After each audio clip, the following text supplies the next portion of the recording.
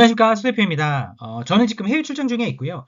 해외 출장 중에 제가 이제 듣게 돼서 업데이트된 내용들을 오늘 한번 설명드리려고 합니다. 일단 한 달 동안 한국을 비롯한 글로벌 주식시장이 전반적으로 좋았습니다. 보면 가장 사실 조금 주가가 안 좋았던 이 글로벌이랑 이제 유럽 그리고 미국 이 중에서 사실 미국이 제일 안 좋았었죠. 미국이 그동안 반등이 세게 나왔었거든요. 그래서 대부분 미국 기술주를 가지고 계신 분들 입장에서는 차익 실현을 다시 할까라는 고민을 던지게 된 그런 시간이었기도 했었습니다. 그런데 보면 이게 한국이 그 전에 좋았는데 최근 한 달 동안도 좀 괜찮은 편이었고요. 그리고 인도가 강한 반등세가 있었고 누가 뭐래도 이번 반등장의 주인공은 중국을 비롯한 신흥국이었습니다. 왜 그런 부분을 저희가 확인할 수 있냐면 미국이랑 유럽과 같은 선진국들이 글로벌 주가 반등에 비해서 좀 미진했거든요. 그럼 누가 많이 올랐다는 얘기 아니겠습니까? 여기 나와 있는 국가 말고 그런 국가들이 대부분 신흥국이었습니다.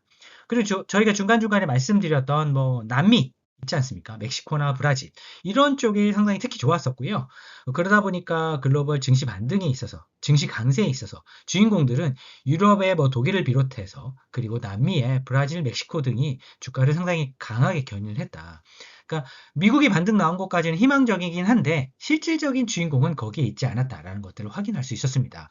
그러면 한 달 전으로 돌아가서 과연 성과가 어땠었는지 체크를 해보면 올해 시장의 전반적인 분위기에 대해서 다시 복귀하실 수 있는 그런 시간이 제공될 것 같아서 저희가 그 내용 준비를 했습니다. 일단 한 달 전 기준으로 보게 되면 이렇게 주황색으로 표시된 실제 플러스 성과를 냈던 지역은 유럽, 중국, 한국 정도가 대표적인 지역이었습니다.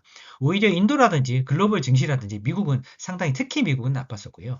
그러다 보니까 지난 한 달 동안의 성과를 회복을 하면서 연초 대비해서 마이너스 났던 성과를 거의 회복을 다 한 상태입니다. 미국 같은 경우 그렇고요. 근데 글로벌 증시는 이제 그보다 오히려 더 오르는 그런 상황을 저희가 확인할 수 있었는데요. 여기에 나타나지 않은 유럽 국가, 뭐 독일을 비롯해서 남미 지역 같은 경우가 성과가 좋았다라는 말씀을 드렸기 때문에 올해 연간으로 봤을 때 만약에 여기서 증시가 좀 지지부진하거나 문제가 있다라고 한다면 이렇게 이게 한 달 동안 성과가 좋건 아니면 그 이전에 부진할 때도 성과가 좋았던 이런 지역들을 유심히 보시는 것이 좋을 것 같고요. 오히려 이러한 국가 같은 경우는 그동안 성과가 많이 부진했다가 반등을 세게 나왔었기 때문에 차익 실현을 하려고 하는 글로벌 투자들이 많아질 수도 있겠다라는 부분이 되겠습니다. 그럼 여기서 과연 반등이 나오고 나서 그 뒤에는 어떻게 대응을 해야 되느냐? 채권 시장의 중요한 임플리케이션은 뭐냐? 그 부분을 다음 페이지에서 준비를 했습니다. 일단 한 달 전 기준으로 보게 되면요. 채권이 주식의 대부분 평균적인 부분, 특히 미국 주식의 대부분의 평균적인 부분에 있어서 미국 채권의 성과가 좋았다라는 사실을 기억하고 계실 것 같습니다. 즉 채권이 주식 대비해서 초과 성과를 냈는데 그 이유가 일단 첫 번째로는 이 시장의 어떤 그 불황의 기운이라든지 이런 리스크가 있기 때문에 고정소득을 선호하는 트렌드가 잡혔다. 이게 채권이 일단 될 것 같고요. 주식시장 내에서도 배당 주식을 선호하는 그런 트렌드가 발견되고 있었습니다. 그래서 저희가 원인을 추정해서 봤더니 일단 저희가 말씀드린 경기적인 적인 측면에 있어서 어떤 불황을 이슈로 해서 높은 금리 그리고 주식시장이라든지 이런 자본시장의 높은 변동성 이 세 가지 정도 때문에 아무래도 채권 시장이 추가적인 강세를 보였다라는 것들을 확인할 수 있었습니다. 이 세 가지 중에 한두 개가 좀 바뀌니까 금방 주식시장의 반등이 나왔던 것 같고요.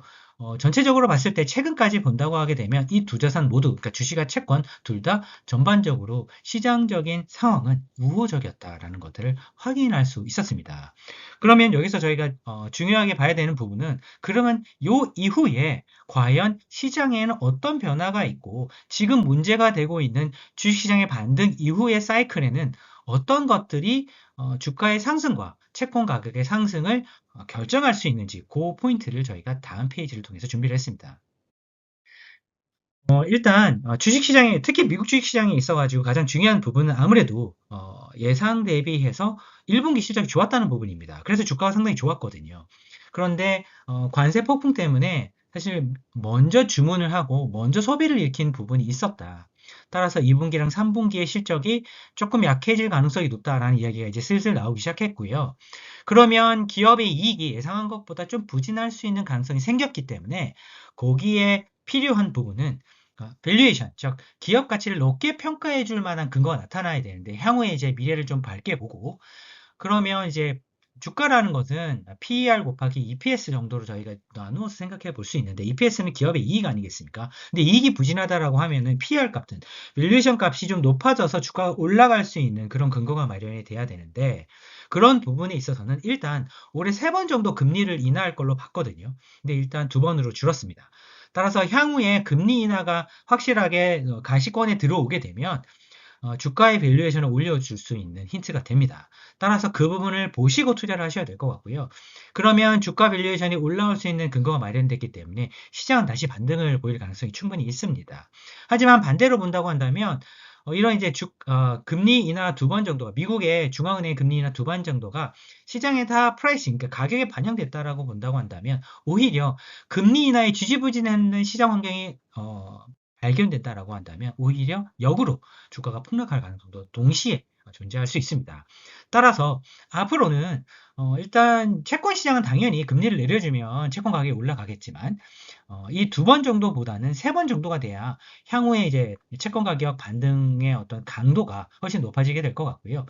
그리고 주식시장에 있어서는 이런 부분에 있어서 2번 정도 금리를 내는 25bp, 즉 0.25%를 2번 정도 내려주는 부분보다 조금 더 금리를 더 많이 내려줄 것 같아서 밸류에이션이 올라가는 부분, 기업 가치를 좋게 평가해 줄 수 있는 부분이 발견된다라고 하면은 그 부분이 반등의 포인트가 있다라고 보시는 게 오히려 유리할 것 같습니다.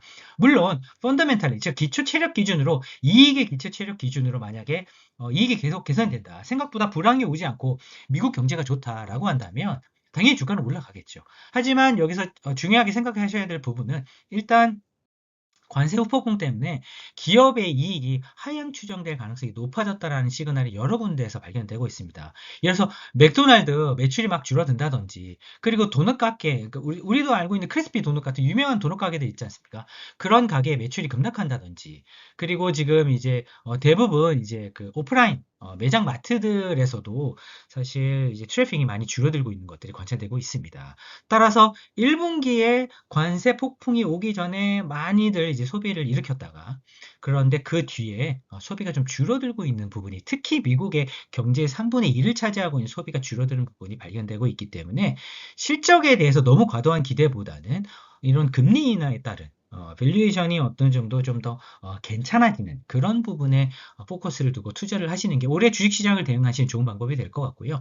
채권 시장에 있어서는 이제 3번이 아니라 2번에 대해서 사람들이 기대하고 있다. 근데 만약에 3번이 되게 되면 좀 채권 가격도 좀 민감하게 움직일 가능성이 있고 이왕이면 장기물 국채가 조금 더 반등이 세게 나올 수도 있겠다. 지금 거의 5% 육박한 30년물 국채라든지 4.5가 넘어가 버린 10년물 국채라든지 이런 부분이 있어서는 아무래도 금리 인하 해수에 훨씬 더 영향을 많이 받을 가능성이 높다라는 것들로 정리해 볼 수 있을 것 같습니다.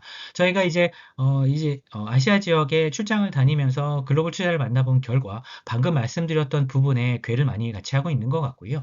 실질적으로 이제 올해 연초 대비해 성과가 좋았던 지역 있지 않습니까? 뭐 유럽의 뭐 독일이라든지 남미 지역이라든지 이런 지역에 대해서 포지션은 좀 아직은 작다. 아직은 그렇게 많이 공격적으로 사진 않은 것 같다라는 부분이 있었기 때문에 올해 만약에 주식시장이 여기서 한 번 더 간다라고 한다면 그런 부분들도 꼭 미국뿐만 아니라 그런 부분의 투자도 한번 고려해 보심이 좋을 것 같습니다.